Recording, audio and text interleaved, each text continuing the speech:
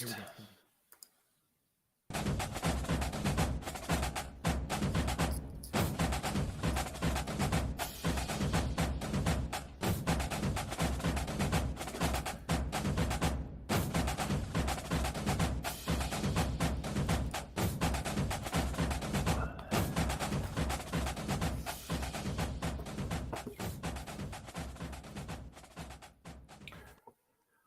Oh, shoot.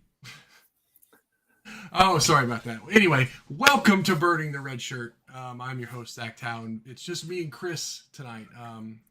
Andrew couldn't make it tonight, so I know his name's up on here, but Chris is going to fill in for both of them. We're going to run with it. It's a lot of pressure. A lot of. Oh man, I am stressed out about it, but I'm hoping I can be as diabolical and as witty as Andrew. Probably not, but no, not many people can do that. But I know you probably are watching this stream. You see our new cool layout we've got here.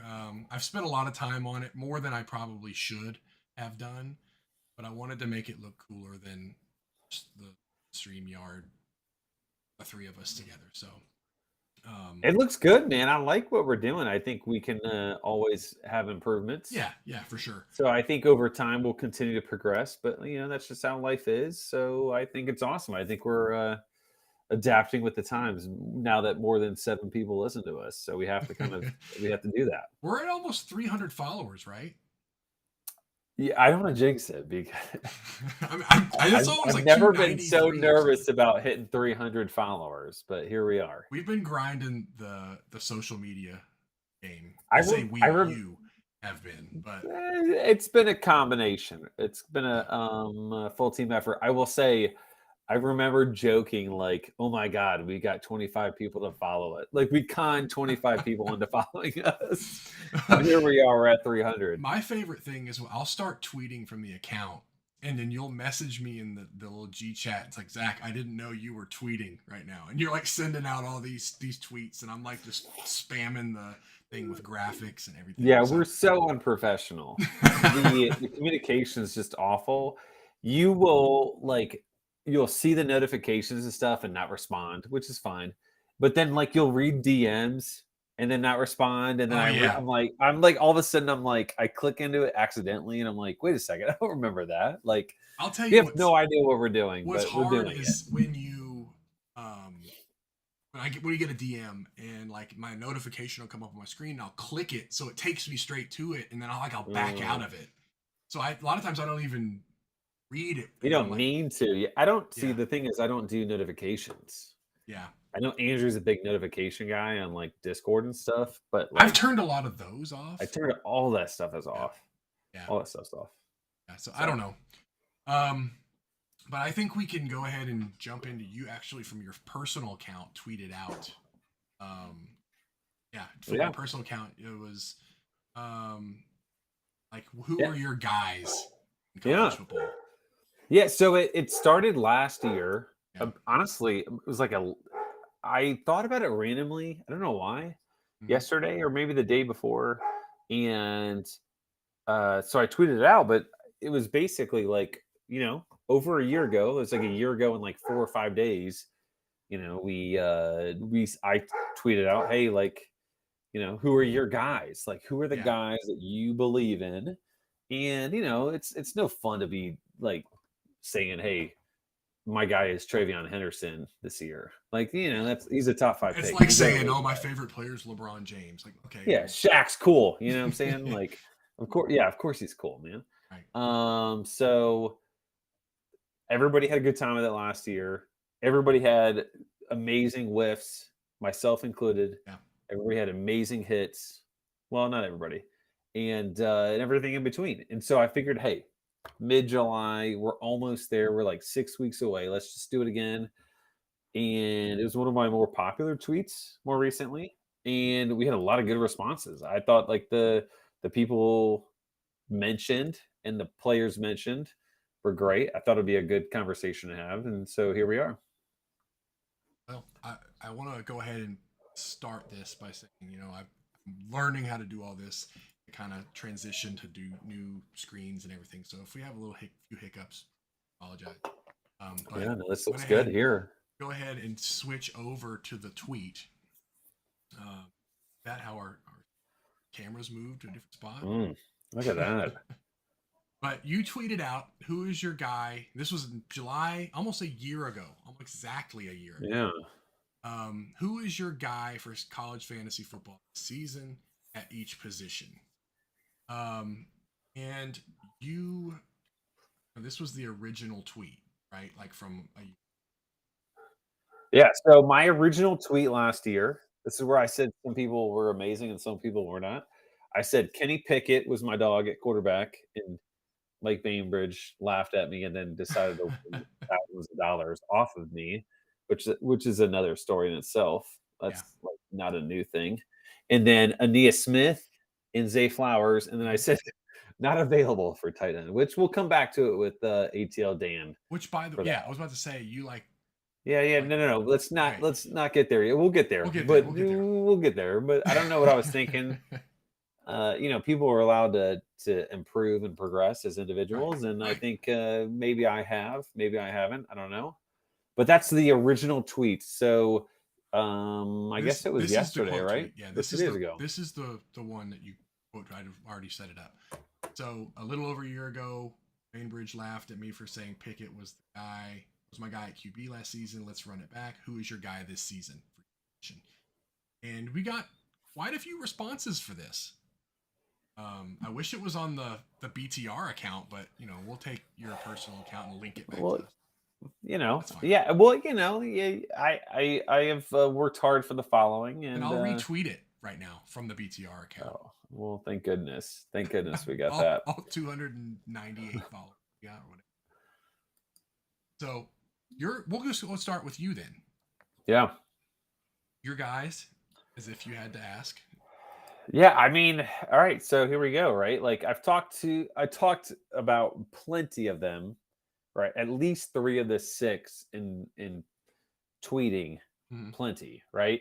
One I haven't talked about a ton is Brendan Armstrong, but I have drafted him a good bit. My projections have him as I believe my 3rd rated quarterback. And I've looked at it today because it feels like if you talk to enough fantasy college football guys, like you literally, like you can run into this conversation like every single day. Like if you talk to people every single day, you'll run into it like 3 times a week, 4 times a week, easily. And the conversation is like, right, like with the new coaching staff, what's going to happen, right? Like Tony Elliott is and I don't blame him for saying this, is kind of an offensive killer, right? Like at Clemson, his more recent years has been pretty abysmal, and that's 100% fair. But I don't think, and it's weird to say this, I don't think the actual talent for college talent has been the same as Clemson in more recently years.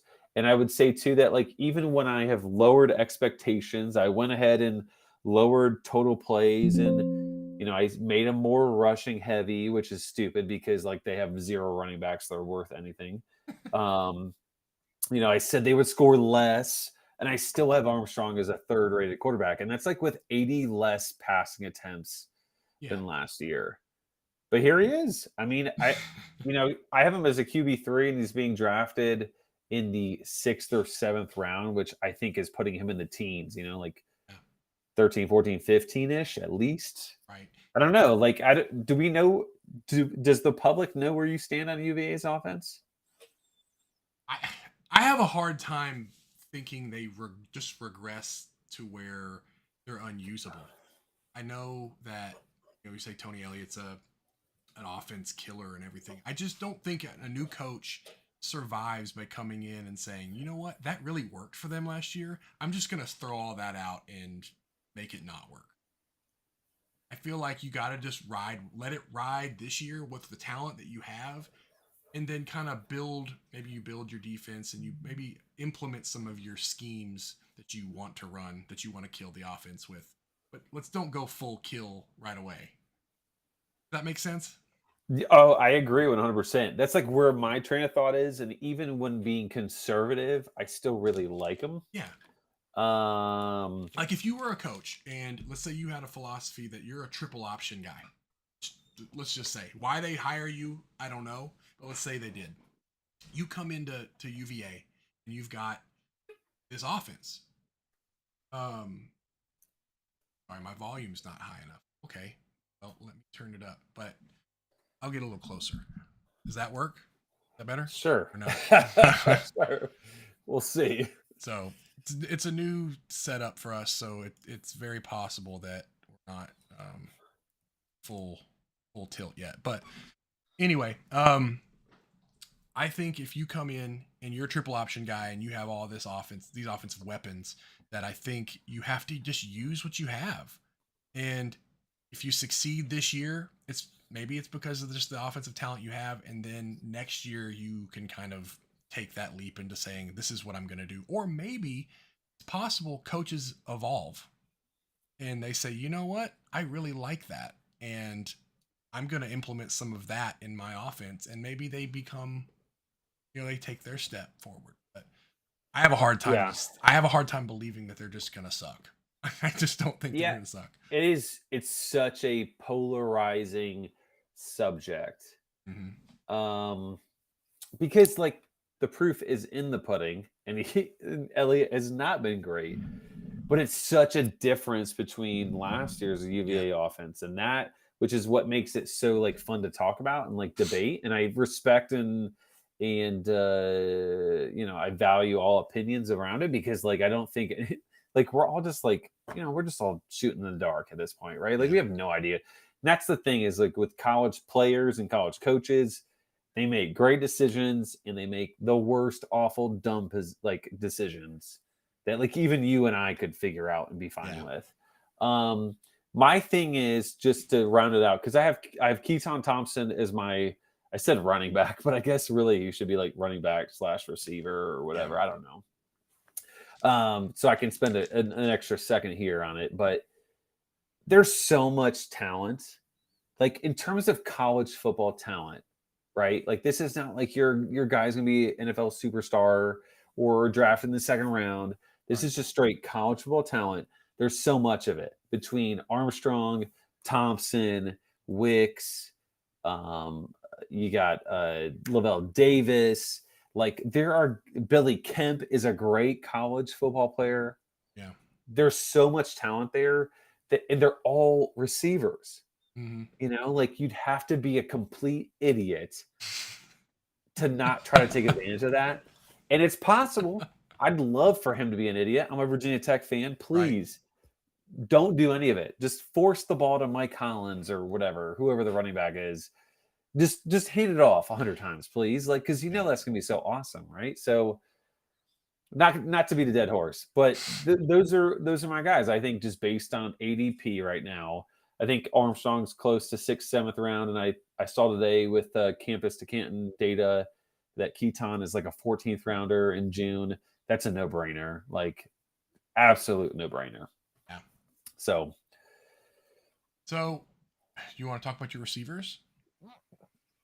Yeah, of course. I mean, I'd love to. Right? I didn't want to move on until you did. Well, I will, to round out running back real quick. Jabari Small is my other running back I mentioned. I tweeted about him a while back on the BTR account. He was like a 12 to 14th rounder. You see him a little bit now closer to like the 10, 11, 12, 13. Like he's moved up a little bit. But that offense is just going to score, right? Like they're just going to. And they're going to be in a lot of good situations. SEC East isn't like super dominant. Obviously, against Georgia, he might have a dud. I mean, but who doesn't, right? But it's like what Andrew said. Andrew said that they're going to be more fun than good. More fun than good, right? Yeah. And I think that's going to be the case for a lot of weeks. And I think the nice thing about Tennessee is that you could probably guess the weeks they're not going to be good. That's going to be Georgia. That's going to be those tough matchups. Mm-hmm. But at receiver, Jake Bobo and Brew McCoy, obviously you guys have followed the BTR account and myself enough to know this. Bobo is a replacement for Kyle Phillips, although he's a different sized, he's not the same receiver, but that's like the idea is that he's going to be the receiver one for UCLA, and then Brew McCoy, obviously the Tennessee receiver. I think Tennessee's offense is so good that we can get a receiver 2 out of this that's like going to be very valuable. Like you Yeah. telling me 60 catches, 900 yards, and 8 or 9 touchdowns, and he's being drafted, if you're lucky, at the earliest, like 20th round. You know, and then same with Bobo. Bobo is hitting maybe 17, 18 and somewhere like in some drafts. Right. But I think both of them have the potential for like 6,900 in 8 or 9, maybe 10 touchdowns. And I think at that point, like that's a great pick. You know, like Where 12 they're team being league, you're looking drafted, at it's like perfect. Yeah. you're talking about like the 200th ranked player, 220, 230. You know, that's a really good stat line for that Yeah. number. Are you I think we've talked about McCoy a ton, so maybe we Yeah. skip him. But like, what about Bobo? Like, what do you think about Bobo and UCLA's maybe passing offense? I think he's in a really good situation. Like he was at Duke and he put up pretty good numbers. I feel like he's got way more talent here than he did there. I'm just going play like real simple things, right? Like it's more talent around him means more production from him. Like kind of steps his game up, but he's got the size, right? He's a pretty big guy, right? He's like 6'5", yeah, Yeah. So 6'4", like 6'5". if nothing else, they say get down inside the 5-10 yard line, he's a good target to have. Brew McCoy also, right? Like you get down inside the in the goal line situations and like you could boot out and he's wide open in the back of the end zone, like my tweet that I pulled off from the BTR account with the whole logo meme. You remember that? Yeah, it's I love that. it's the We didn't have, scenario that I thought of. I said, if they get in that situation and Hooker's scrambling for his life back there, he's got a big target to throw to back there. Now, whether he makes it on the field or not, that's a whole other conversation. But if he's on the field, I feel like he's one of the most talented guys out there. yeah. I think So I came at it with a mentality of I want to pick guys that are like pretty mid to late yeah.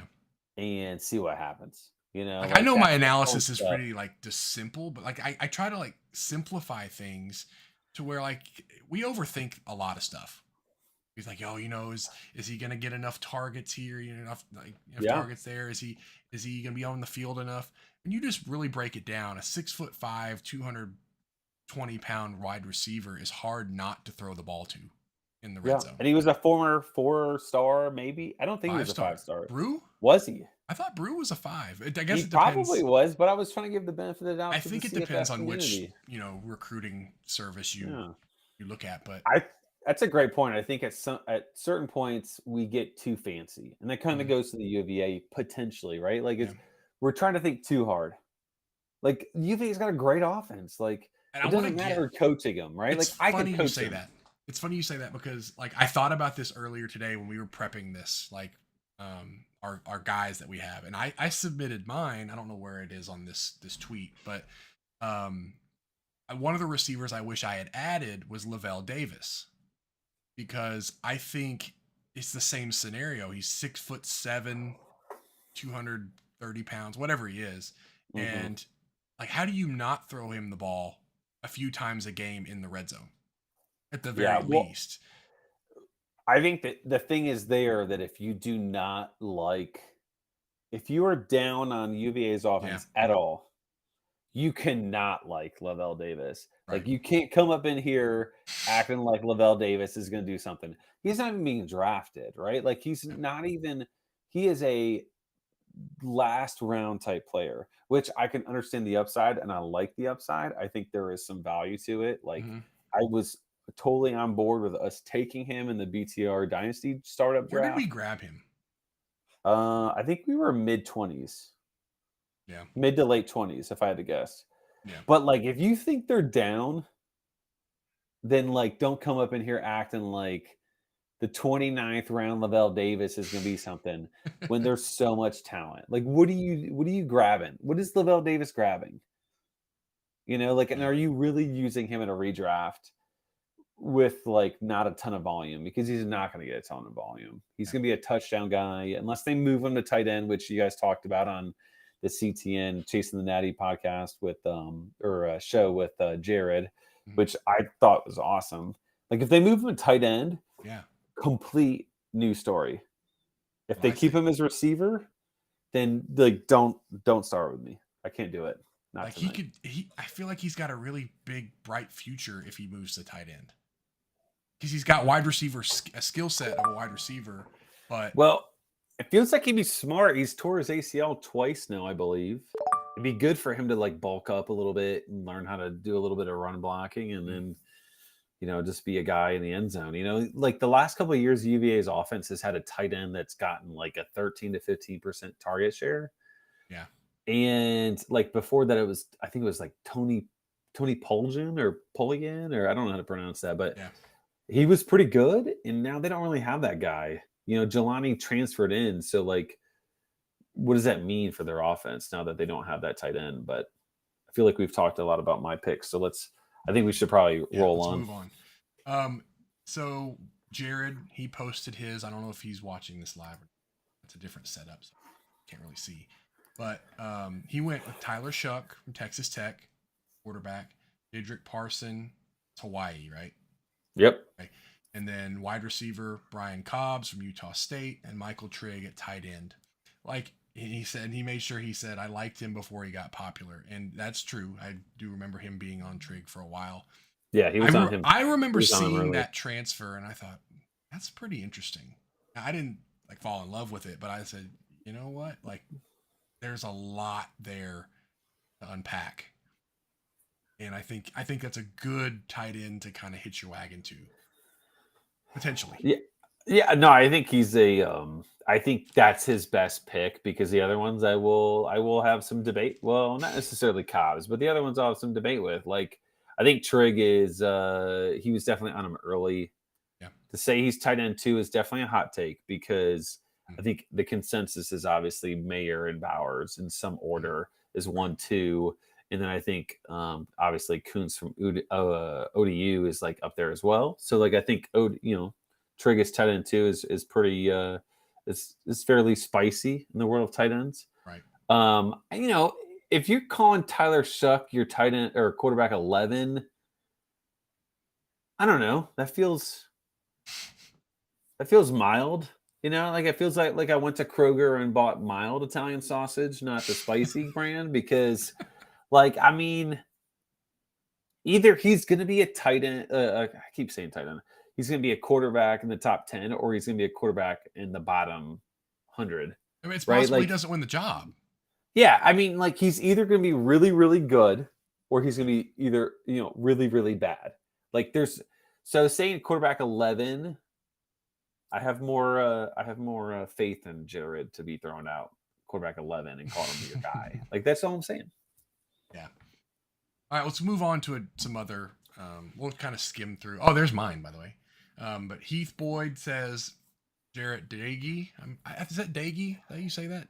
I think it's Dagey. Dagey. I think it's Dagey too. Don't quote me. The quarterback from Western Kentucky, Tyjae Spears, who is also on my list. Trey Palmer, wide receiver from Nebraska, and tight end Michael Ezike. Say that? Maybe. I think that's a great pick for UCLA. Like, I think that's a great. They like to use the tight end. As a matter of fact, they're going to score a bunch. Drafted him. Andrew drafted him in this eliminator that I'm in with him. He got him in the 11th round. That double tight end premium. Andrew's, instead of going no quarterback, he went no tight end for a while. So that feels on brand. I think that's a good pick. I know, like, a lot of guys I respect, obviously Josh and Mike are both on him, and I think Josh is it Josh, or maybe it's Kyle Francis, or is actually in on him, and then I think Mike is just reading the tea leaves and like seeing what's posted. And I don't think it's a dumb. Is pick fully at all. On top of it. I think it's. I think it's a solid pick. Yeah, I mean, if you're looking for like a direct replacement of last year's production, why not? Right? Like, and who else are they throwing to besides Bobo? Like, they're going to throw it enough. Like, they're definitely run. They're going to be more run than pass, but when they have to pass it eventually. Like, who are they throwing it to? Usually, if you run to pass, the tight ends are in play. Yeah, because they're on the field. right? Right. They're on the field Right. every time. Right. You run into a situation where, like a Texas Tech, right, where you get four receivers wides, every yeah. single side, so it's a little bit different, obviously. I think Daigie's cool. I think we'll talk Spears when it comes to you. Trey Palmer is just a straight system Whipple. I think it's Whipple, right? Like I know Jared loves talking about them and somebody else loves talking about it, but that's a Whipple effect, right? Like, I don't know. I don't know. Casey Thompson, he's kind of moved up. He's kind of moved up in drafts. I don't know. I'm just not like, I'd rather go with the guys I know and like I feel like I know and feel like I love over a guy like Palmer, but I can't hate on it by any means. Yeah. Okay, well then we'll get to mine. I'll go ahead and do mine. Obviously, DeQuan Finn is my quarterback that Of course. I'm riding with. I like his upside in that offense, especially when they haven't really declared a running back one yet. I think they may not have a true running back one. It's possible that they kind of just share the load, and Finn kind of shoulders more of it than maybe he would have last year. That's all optimism for me, but do you think that like maybe that like pushes him to more goal line stuff too because they don't have a reliable running back? I mean, look, they could have two very good running backs and they just don't know who to pick. That's possible also. But I'm leaning on the fact that they're going to give Finn a little bit more responsibility and his numbers just increase across the board. Even if it's, 10, 15% across the board, I think that's pretty good in terms of his projections. He had some big games last year. Yeah. Like his second half of the season, I don't know what the numbers were, but like he might have ended as like a top 20 quarterback if you took just the last 6 or 7 games or something like that. Like some of those games were insanely good. The weird thing about the Mac is that like a guy like Finn will go for like 9 points or he'll go for like 44, which is why I would say he is such an awesome pick in best balls. Like if you're in a best ball right now and he's available, and I think his price range is probably 7, 8, 9, maybe 8, 9, 10 in terms of rounds, and he's available right now. Take him. Yeah. I think his upside, especially if you're a little bit thin on, if you haven't gone heavy on a quarterback, like his upside is insanely good. Like that's a guy that you take a Finn here, you take a Bo Nix at the end because Nix will start all season. He'll get you a Stetson at the very last round where you get like 20 points, 22 points. And, worst case scenario, you're fine. But I love Finn for best balls, especially. All right. Then I went with Tyjae Spears and Ari Broussard from Rice. I'm going to ride with him still. We took him in. Go ahead. Say what you're going to say. I was just going to say, it feels like you kind of wanted him in the Dynasty startup. We got him, didn't we? No, this is a progression. Okay, you kind of wanted him, and then you kind of fought for him. You got him, and now you feel like you have to get vindication for it. Yeah. So now it feels like you're all in on him. Yeah. That's probably a very fair assessment of where I stand with him. Do I think he's a top 20 running back? Probably not. But do I think like he could surprise us and get 1,000 yards? Very possible. And like their offense is going to be bad.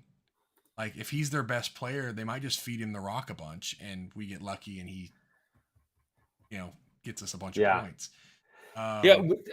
Tell me what do you think his height and weight is? I always love this because I fall victim to this all the time. What do you think his height? If I had to guess, he's like 5'9", like 200. He is 6 foot 215. So it's a little taller than I thought. Not the worst guess ever, but not great. Yeah. Running backs are hard because like they're either really tiny or they're just like bowling balls. They're just built like a brick. Or they just completely surprise you. Yeah. Like Vaughn. Like if you just never saw him, you're like, oh, he's probably like, 6 foot, 215 pounds, just a workhorse running back. Then you go look at him and you're like, oh shit, he's not as big as I thought he was. He's like 5'2.5". Right. All right, let's move on to my wide receiver, Donovan Green. I really liked Donovan Green before he got hurt last year. That was such a bummer.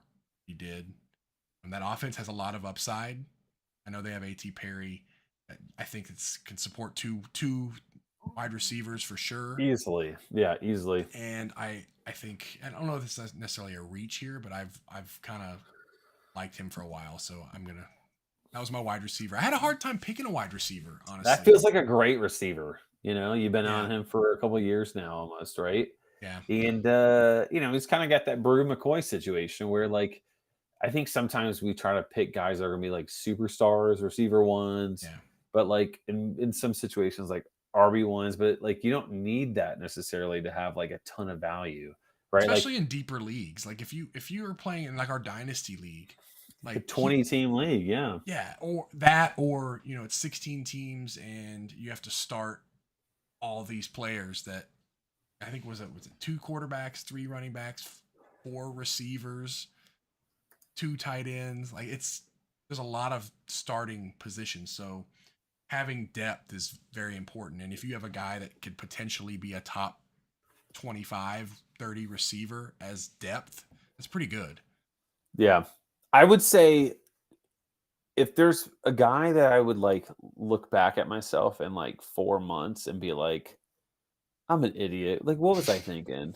Is it Brew McCoy? Or like, what was I not thinking? Not necessarily anti Brew McCoy, by the way, but like in terms of like, well, of course Donovan Green makes sense. Like that feels like a comment that could come out of my mouth. Much with like a Brew McCoy. What was I thinking? Oh my god! You Like won't say one that. or the other is going to happen in like 4 months, at least. Yeah. But I think it's a good pick. He's not being picked high at all. I like your Trey Knox pick. I think like anytime, if I don't know if you watched it, but like the show I was on with Jared and Nate, the Chasing Natty this week, the Price is Right game. Yeah. Nate brought up a great point. Like he loves going for tight end. He loves going a guy that's either going to be like top 5 type or just complete bust, right? Yeah.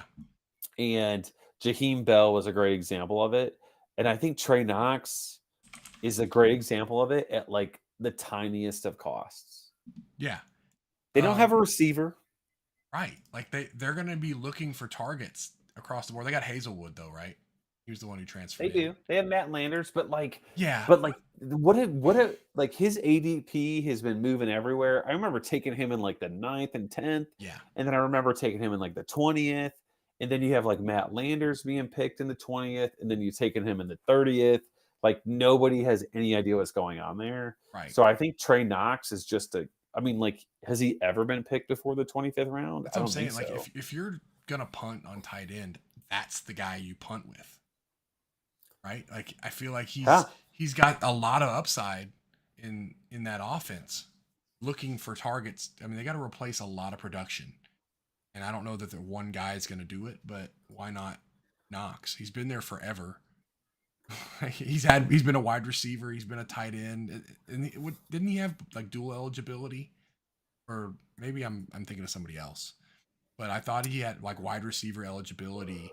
Yeah. And then now it's not that beneficial, right? Like no. I'm just saying like he's the rare situation where it's like he went from his position where he's only eligible in, and it's not all that great to like he'll get the tight end. I think he actually is getting tight end eligibility right now, but it's not all that great to have the dual. But that's not my point. I'm saying in a like a practical sense, like if they're willing to give him wide receiver eligibility as a tight end, that means he has a wide receiver skill set, right? Potentially, yeah, for sure. That's the way I look at it anyway.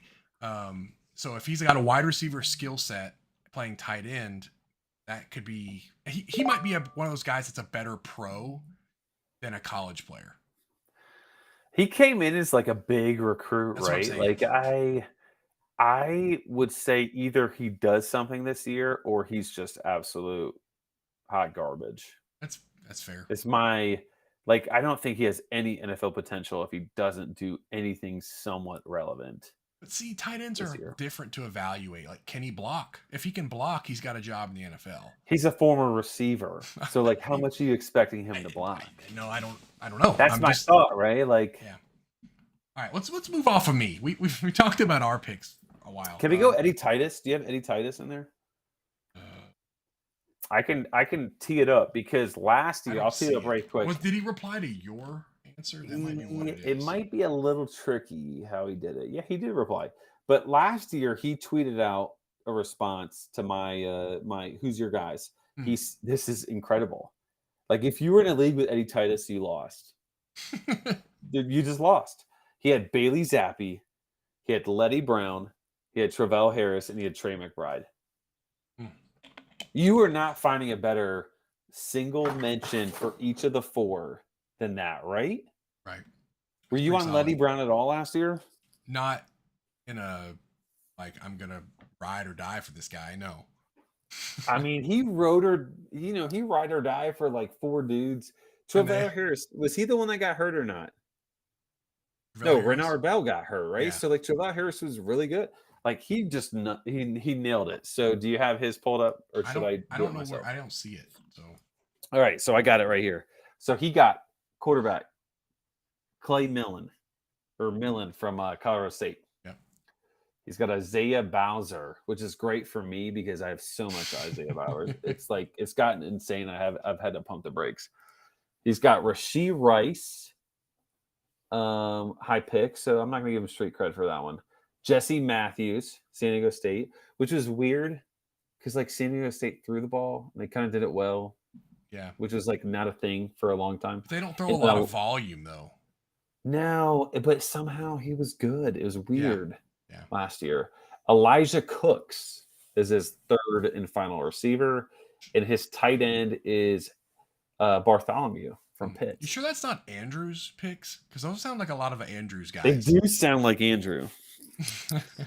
They do. Maybe he's been playing us this whole time. That's actually Andrew going as Eddie Titus. Awesome, right? I need to find out where the connection is with that name.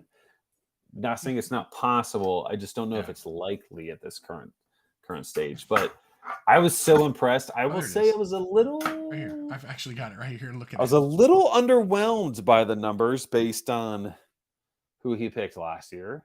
But then again, right? Like last year, did I read that list of four and be like, these are amazing picks? Probably not, right? Like, so I was pretty anti Letty Brown last year. So we'll do a couple more and then we're kind of long for time here, but we can move on to our win totals we like to do. But here, Bainbridge, Clayton Tune, quarterback Donovan Edwards as a homer pick. Jaden Bray, wide receiver, Oklahoma State, and Bryson Nesbitt, tight end.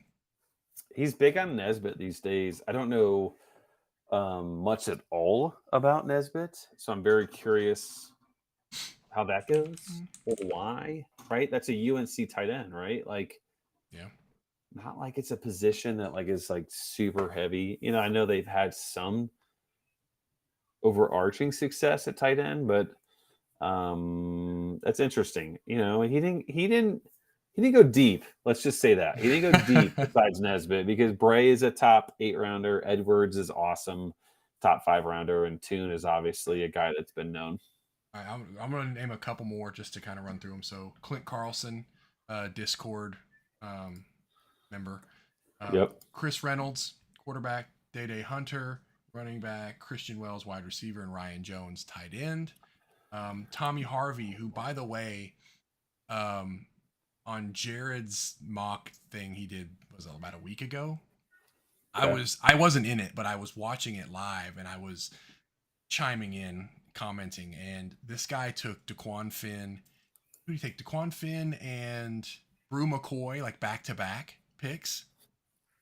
You got a fan. Yeah, exactly. So I said, oh yeah, for sure. And then he followed us like immediately because I kept saying like, when is Finn gonna go in the draft? Like it was getting to like 14th, 15th round. I'm like, okay, Finn needs to go soon. And he finally bit the bullet and did it. But it's a good group of guys. He's gone transfer running backs. He's also in my 50 teamer.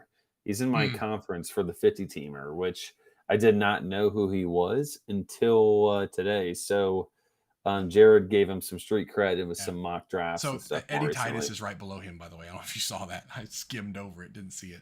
But unbelievable. Cam Ward was Tommy Harvey's quarterback. Brandon Campbell, Mar Wheaton, Corey Kiner. Corey Crooms is his wide receiver. We've talked about him, how he's got like a low floor, but he has a high ceiling. Like his range of outcomes is pretty wide. And then Zach Kuntz at tight end. I think unless you have another one you want to add, I think we can kind of move on. I mean, I think we have to go ATL Dan. Oh, yeah. Right. I think we have to go ATL Dan. So many other responses. So if you want to read the other ones, there's please check out the thread. Yeah. So ATL Dan. What a cop out. This guy is just lost all his street cred. I don't know where he had to lose street cred in one day. He said, Dart, I don't care. I don't care. I don't care. I don't pretend to believe I can evaluate tape, but the reasons he's getting knocked are weak. I feel comfortable with the risk. Then he said, Kenny McIntosh, sneaky talent, low cost with injury prone RB1. I'll take it. By the way, both of them, great options. I love them. You know, McIntosh is a sneaky pick. This is where he gets dicey. Oh, dicey is being nice. Okay. He goes, receiver, tight end. I literally do not care. Free agency and waiver wire flyers all year long. Ooh, he's going no wide receiver. So that's not a terrible strategy. I'll say this: if you were to go into a draft and that's what you were going to do, nope, and you just loaded up on running back and quarterback, then that's fine. But I guarantee you that's not how he drafts. Okay, I didn't say it was. And I gave him my comment was Kobe GIF levels of soft with that response. He said, too many variables at play, injuries, quarterback, coordinator. No, thank you.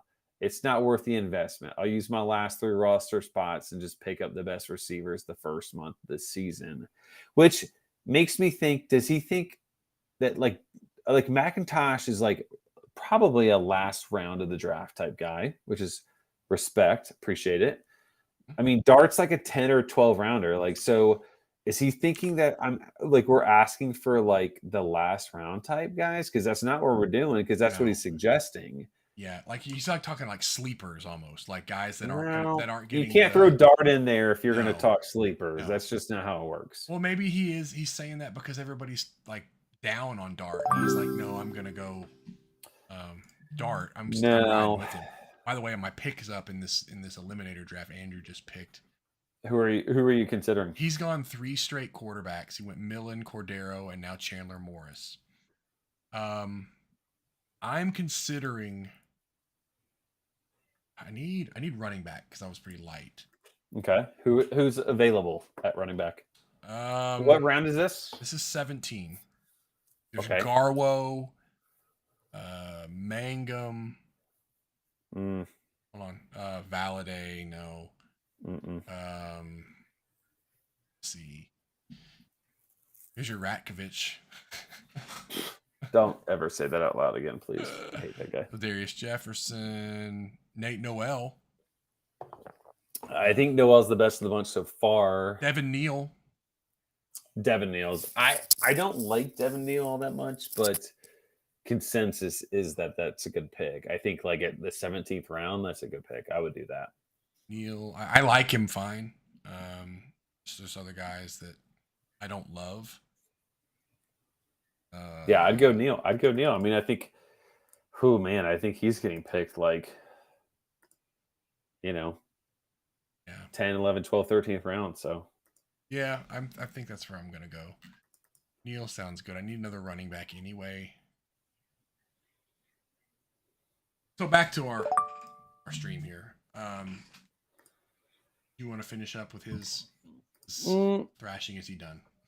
I will say there are degenerate fans of ours that I have more respect and appreciation for, and more. I expect more out of them. I'm not saying I'm mad at ATL Dan. I'm just disappointed. Do you know if Corey Cavender came in here and said the same thing? I mean, I might block him for a week. Like that would be like the same level of disappointment. So both of you guys don't ever come in here with that soft. Does ATL Dan live near you? like within He like lives walking in distance? Atlanta. I don't know where he lives exactly. I think we need to get like a ATL group together between myself and Alfred from C2C and Jared, obviously, who's he's in Savannah right now, but he was in Athens. I imagine at some point he's gonna be moved to a suburb of Atlanta. And Dan. We probably have a couple other ATLians in here, so Possible. we need to get together. But I just am disappointed, when you see a common old school name like a Cavender, like an ATL Dan, you expect more out of him. And for Dan to just go so soft on the receiver tight end, it was disappointing. Disappointing to you. All right. Let's go ahead and move to our win totals series. I've already got the 3 teams picked out. They were all 3 from the Discord, which, by the way, if you have not joined the Discord, please do so. The link should be in the description to this YouTube video. Mm-hmm. So you should be able to click it from there and join. I could be mistaken. If it's not there, please let me know. Let's see here. Let's go to our win totals. Let's do it. That's not what I wanted. Why is it on a different thing? I'll fix that. Boom. North Carolina. They got the old double bye week, which is like, it's hurt me for me picking them in fantasy. Yeah. But they're going to be an intriguing. I think their schedule starts out, obviously, Florida A&M should be a win. Mm-hmm.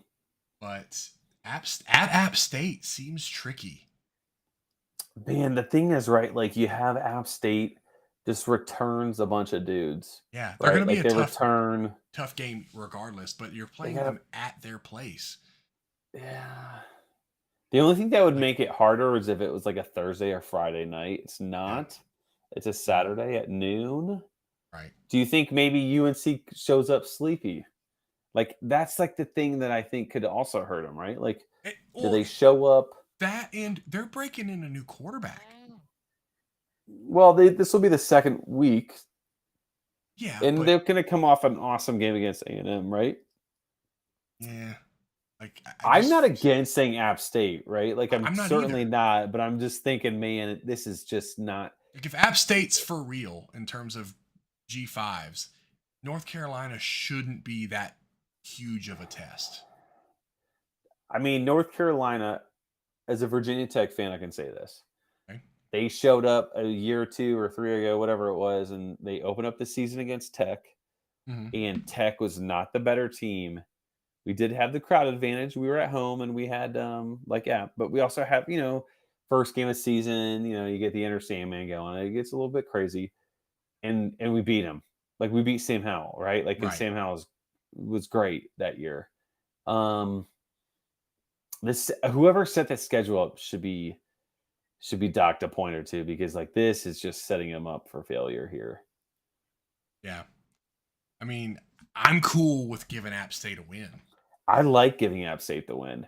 I think App State's going to be, they have a senior quarterback in Chase Bryce. Right. And then they have 2 old running backs. That are both good. That are both really good. And I think they have a couple receivers that are like returner type. So, by the way, talking with Brian from CFB Dynasty, he was saying that, he reads the Phil Steele magazine. He's like, when I don't know something, I read what Phil Steele has to say. I know, we like to have our own opinions, but he says he has Cameron Peoples as a all-conference running back.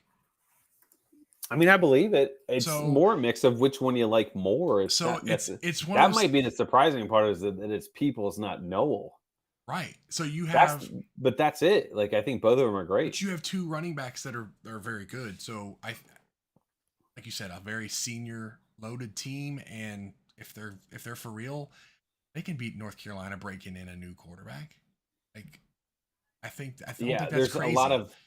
There's a lot of routes to UNC being garbage more than like App State being just straight garbage, right? Like, what if Drake May is bad, right? Like, he plays great against A&M. They're up by 49-0 at the half because of a couple of defensive and return TDs and a rushing touchdown or 2. And then all of a sudden, like, May's like 8 for 10 for 170 and 2 touchdowns. you think he's good, but then he plays a real team and he gets hit in the mouth. Like I think Right. that's a decent, not a great likelihood, but a decent enough.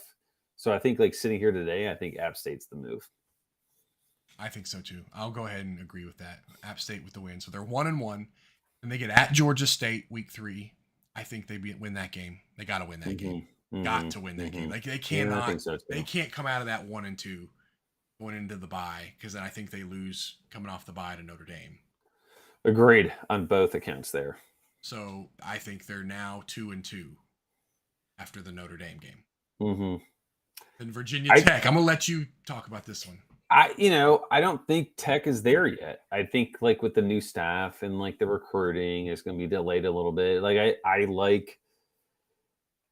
I think I would like UNC more than Virginia Tech, unfortunately. If Virginia Tech played App State, who would you pick? App State, yeah, without a doubt. So I think that's like, to me, App State over Tech is way easier to predict. Okay. So that vindicates what my selection. So you're going to have to pick North Carolina. I'm going to trust your judgment there and go with North Carolina. Then they come out for that and they get at Miami. That's a loss, right? Gotta be. Like I Crystal think so. Ball's got that thing rolling right now, man. Like the recruiting has been on fire. Like I think that they're going to be fired up to play this year. They got good players. Yeah. You get a good coach in there that knows what he's doing. He's seasoned, that can command a locker room, and like it can tighten things up, right? Like you get some senior leadership type situations, right? And I mean, they have enough talent spread out that like if there are issues in terms of like leadership and like what we're supposed to do, right? That's the crazy part with college kids, is that like they can be amazing, but like they just take a week off because they think they're hot shit and they just get pummeled by Utah State, right? Like that's just kind of how college football works in a sense. Yeah. All right. So they lost to Miami. They come back at Duke, rivalry game. They win that. Rivalry game. Yeah, I'm Duke, North Carolina. I'm just saying, like that. For some reason, I was like, Miami Duke is not a rivalry, No. But no. You're right. You're Duke, in theory, like right? Basketball more so than football, but it's still Tobacco Road, right? Yep. So I think they beat Duke. They get the double bye week, their second bye, and then they go homecoming against Pitt. I think they win. Yeah, I think they're both kind of in the same boat. Having to replace quarterbacks, running backs are not like a lot of talent, but nothing necessarily proven. Then you look at receiver, you got Downs over Mumfield, and then you look at defense. I think Pitt's probably got the upper hand on defense, but with it being at home, coming off a bye week, and playing Duke before that, they're probably feeling nice and jacked up going into the bye week, motivated to try to get closer to bowl eligibility. I think they win that one, yeah. And then they go at UVA. I mean, everybody says UVA sucks now, so I'm picking UVA in the bag win, right? I pick UVA. Well, that's not what everybody else is saying. Well, we're not everybody else, Chris. That's fair. Are we split on this? We'll come back. We can come back. I will leave. I'm fine with UVA. It's at UVA. So yeah, I think with UVA, man, I think I'll tell you what, like we'll know in 3 weeks who's going to win that game. I think that like once we see UVA play a real team, we'll know who wins that game. Yeah. But I'm cool with going UVA. I've been pro UVA as much as I hate them as a Tech fan. So I will go UVA. I'm good with that. And then they follow that up at Wake Forest. That's an offensive onslaught 2 weeks in a row. Yeah, it's the tough part here, right? Is that you get. I think they lose to Wake Forest. I like Wake Forest. My gut reaction was loss. Yeah. Yeah. So they lose Wake Forest, and they close out with Georgia Tech and NC State at home. NC State's the darling of the ACC right now. Yeah, I think they go win-loss. Yeah. I don't think they beat NC State, but Georgia. Which, by the way, if we want to squeeze in a fourth one, we haven't done Georgia Tech yet, have we? I don't know. I'll have to I look don't at think we I'll look at have. our spreadsheet here in a second, but I agree win loss there to close out. So let's recap. So they got win against Virginia Tech. So there's 3. Win against Duke is 4. We have beating Pitt. Yes. Winning, so that's 5. And they go loss, Tech, win. 6. So they have 6 wins. 6 and 6. 6 and 6. If I had to look it up, I would imagine that Miami's over under is like 7.5. Miami's or North Carolina's? Oh yeah, North Carolina. We're not doing Miami. We're doing North Carolina. So North Carolina, I don't have the. I can pull it up though. Give me 1 second. I pull it up real quick. This was posted. Oh, it's updated. So 7.5. Okay. Well, this was posted on July 6th. Yep. This is the 19th. So 7.5 still. We're at 6. I'm gonna win this auction. My Ben Wallace card that I'm bidding on. Sorry. Oh boy. I may have just won the good one that I. But anyway, we'll move to the second one. Arizona. This should be quick. Yeah. Yeah. I don't know. I feel like this is interesting. We talked about them on the Chasing the Natty that was posted yesterday. They had an amazing recruiting class, and they lost a lot of key guys, and they kind of like replaced them offensively, at least with like the same positions. So like they're gonna be super young, right? So I think while they might have a horrible record, they will have some potential and some upside in the future, just not necessarily yet. Right.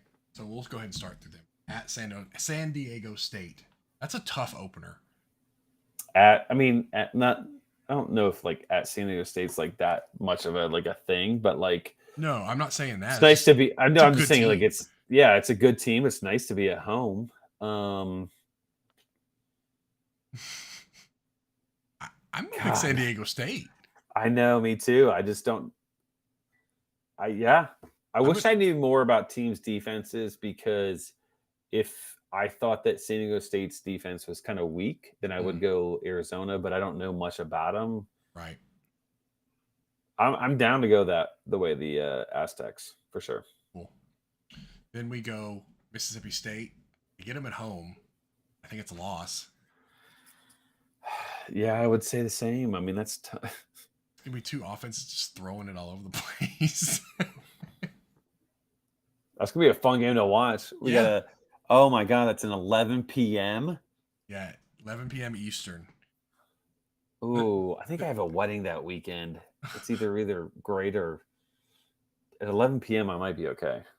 Right. Well, I think it's a loss. So that's 2. They're 0-2. Then they come back with possibly the worst FCS team you could play. Yeah. North Dakota State. I'm not sure they win that. I don't know if they win that either. I'm going to say loss. Yeah, I think the money would be on them losing. Then they go at Cal. After they're starting 0-3, they go at Cal. I think Cal's the worst team of those 4. I think they win Cal. I think they can win. They go to Cal and win. I think the safe bet is to say they win. Yeah. So that's what I would go with. Yeah. So they got to win. Then they get Colorado. I think they could win that one at home. At home, yes. They win that. And then they go, you get Oregon at home and lose. Loss. At Washington, I think it's a loss. Yeah. Then they get the off week. Then they get homecoming against USC. Loss. Yeah. At Utah, loss. At UCLA, loss. Washington State. I go loss. Loss. Arizona State loss. Arizona State doesn't have much. Is this the difference between 2 and 3 wins? Looks that way. I mean, because we didn't give them any of the first. Like they beat Cal, they beat Colorado, and then they lose out till Arizona State. So between 2 and 3. I think we have to give Arizona State the win. So we're giving them 2. Yeah, I think we're giving 2.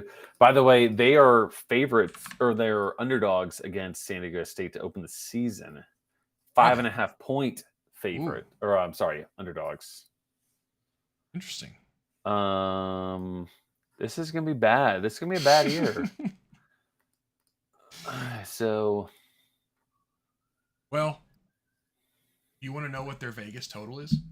I was trying to find it. It's got to be 3.5 or 4. 2.5. So we're right on it. We're right on the number. You said 2, maybe 3. Let's just go 2. I think 2. Like, I don't feel so terrible about 2 anymore. Like, I don't. If that had said 4.5, I'd have probably been like, "Ugh." Then we got to give him. You would have to give him one of those games, but no, we're gonna stick with our pick. 2 is perfect. Yep. So the last one. Well, we'll do a 4th one, but here's the 3rd one I had already picked out. Oklahoma. Yep. This one's interesting. Like, not the game, but like the team in general. There's a big change. Obviously, Lincoln Riley going to USC. Venables coming in, a defensive-minded coach coming in to coach a historically good offense in Oklahoma. Mm-hmm. I mean, obviously, I think talent-wise, they're better than pretty much every team, minus maybe 1 or 2 on this list, on the schedule. But it just depends on how they play. Like, are they? Yeah, I think a guy like Venables might help them. You know, like I feel like if they could ever get to where their defense was adequate, like they were a force. Mm-hmm.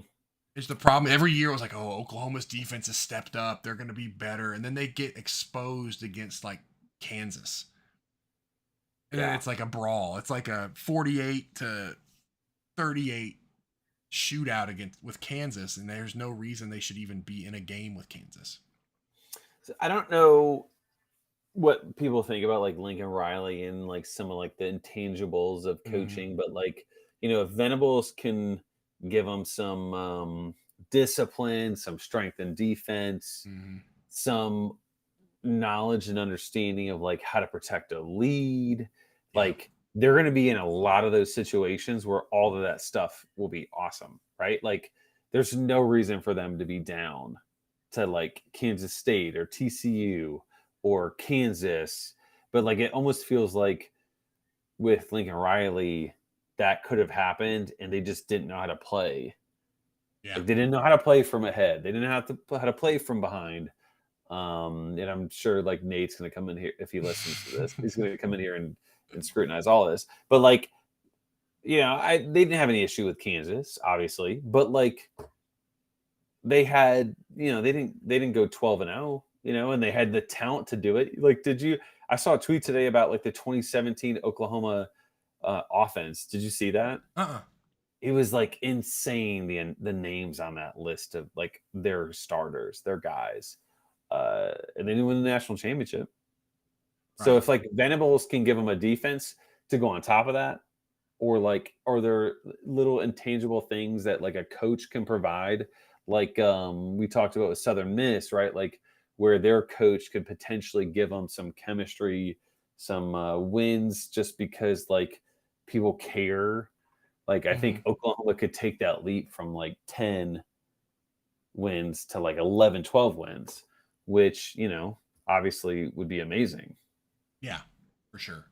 And the schedule is not that hard.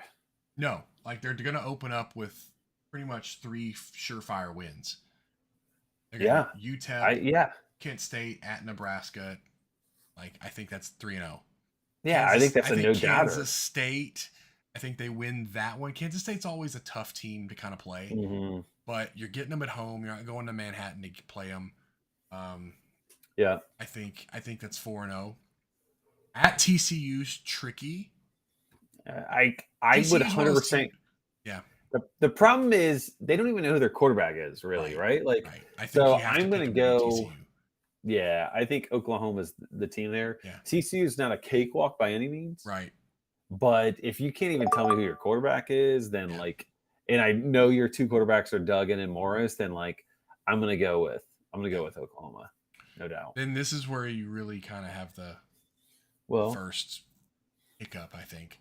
Texas at the Cotton Bowl. Yeah. Well, you heard the old J-Lo stat, the Jennifer Lopez stat today. Yeah, I saw that. They have won 11 games. Texas has won 11 games, I think it was, in every year that Lopez has gotten married. So what does that change your so does that change your opinion on this? I was gonna pick Texas anyway. So you're pro J-Lo. I guess. If that's what that means. I think everybody says, oh, Texas is back.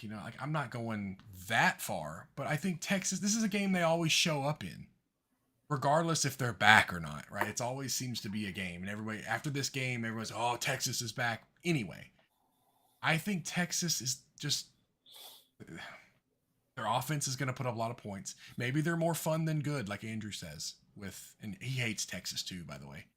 But maybe they're like Tennessee. They're just more fun than good. But we sure like to take a lot of their players high in drafts for them not to be good. Well, this could be a defense thing. Do we think that Venables comes in here and provides a defense for Oklahoma?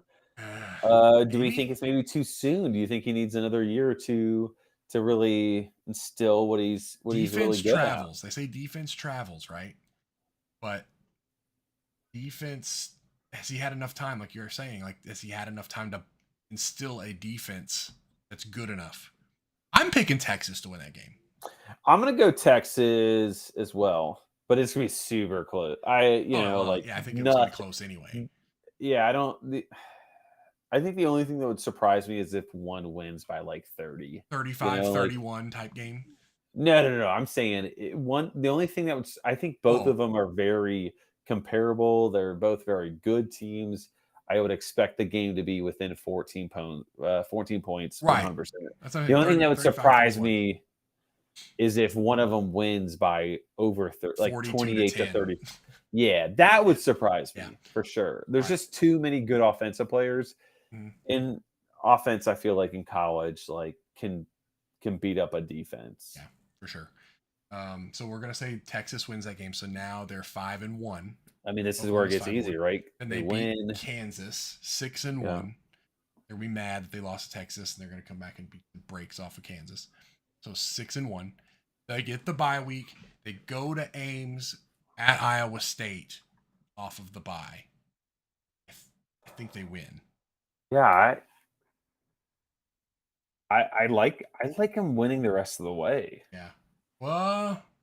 Yeah, I didn't know who the last game was, but Texas Tech doesn't scare me at all. No, the Oklahoma State one's that one's gonna be a good one. Bedlam's gonna be good. Baylor will be tough, but you're looking at Shapen, you're looking at it.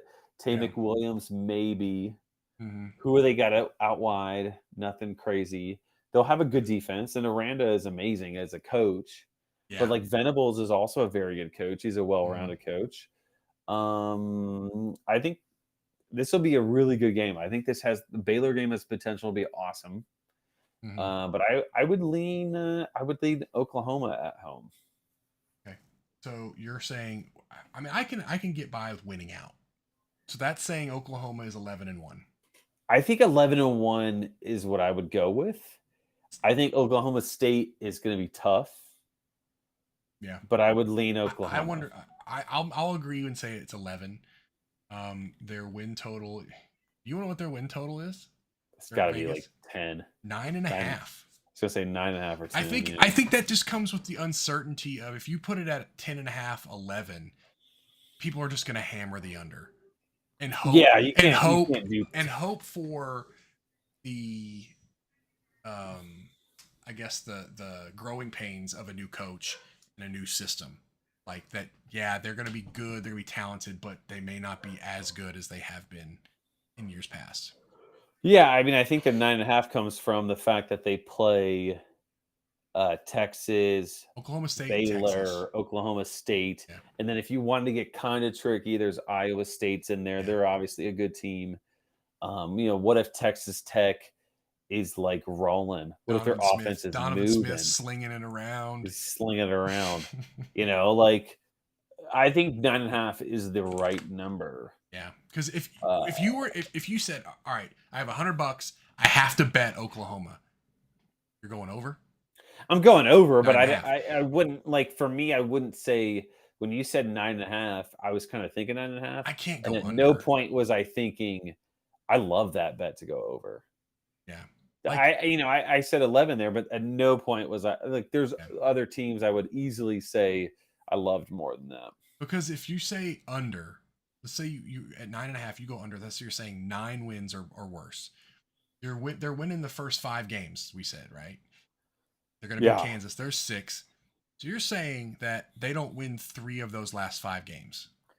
yeah. That's the tricky part, right? Is that Yeah. they almost have like between I think it's what UTEP, Kent State, Nebraska, Yeah. Kansas. That's 4 gimmies, and I Yeah. don't like West Virginia all that much. That's 5. I feel like so then all they have to do is go 4 and or what 5 and 3 to the rest of the way, Right. and the schedule's not that crazy No. with those other teams. So You want to do a 4th team while we're here? let's round it out with Georgia Tech. Somebody Okay. tweeted I didn't have out them prepped. no, you're beforehand. fine. It's on me. Somebody was tweeting out that like um this ACC Georgia Tech schedule is just brutal. Have you seen the schedule? Oh, it's so bad. Like this is like the schedule of someone trying to get fired. That's all it is. All right. This will be really quick. We'll be done in 30 They seconds. open up in Atlanta, Mercedes-Benz against Clemson. I don't care who's quarterback, they lose. Clemson's winning that game. Western Carolina, they win that. They win that one. Yeah. Ole Miss, loss. Loss. At UCF, Loss.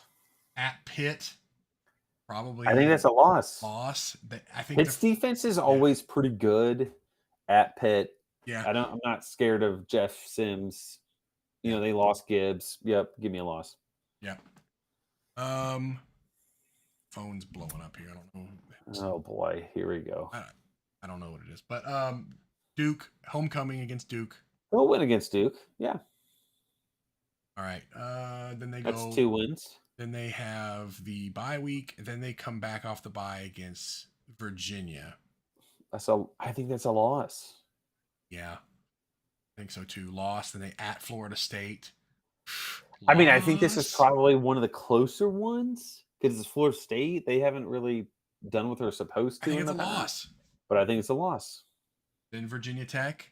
I think it's a loss. As at Virginia Tech, yep. So it's a loss. By the way, the UVA game was off a bye on a Thursday. At home. Yeah, at home, but I don't think they. Yeah, they're not going to win that one. And oh goodness, then yeah, it only gets better. Then they play Miami. They get them at home, but that's a loss. Loss. At North Carolina, who did we pick? We picked North Carolina. North Carolina, so another loss, and then Georgia lost. So they're winning one game? No. They're winning 2 games. Western Carolina, Duke. That's it. And that's it. I told you we'd be done in 30 seconds, man. This is a quick Georgia one. Tech, you know what their over-under is? It's got to be 3.5. Bingo. And we have them winning 2 games. Look at us. Whatever. I think the formula for guessing over-unders for teams is you go through it, and then if you're really confident in it, like for this one, like because we were so low, you add 1.5.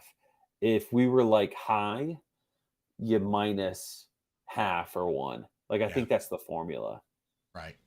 So when we win millions of dollars off of our win totals this year, when our followers win millions of dollars this year and they tip us through PayPal at Chris K2, yes, we'll be running this back, and everybody will also be made millionaires. Well, I think we've gone over an hour 15 almost, and I think a couple little hiccups in terms of audio and just kind of getting everything kind of working with our new setup here. As you guys can see here, follow us, subscribe to the YouTube channel, Yeah, Chris is trying to point up there, but I'm not good at the whole pointing thing. I'm like the opposite here. And as you can see, available on Apple Podcasts, Spotify, and Google Podcasts. I actually didn't upload it to Google Podcasts, but apparently it pulls it forever, and It just does it without your permission. So somebody told me it was on there, so that's what you use. Go for it. We would really appreciate it. Leave us a review also.